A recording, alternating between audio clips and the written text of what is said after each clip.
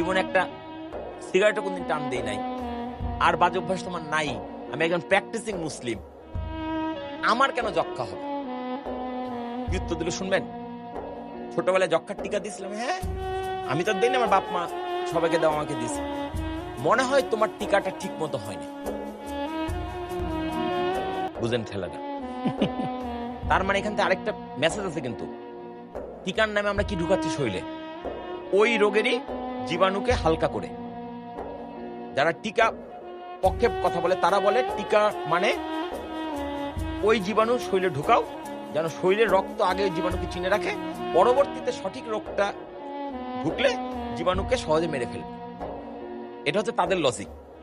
আসল সত্য হচ্ছে রোগ হবে 2 জনের, এই জন্য 100 জনকে টিকা নিয়ে বসে থাকতে হবে।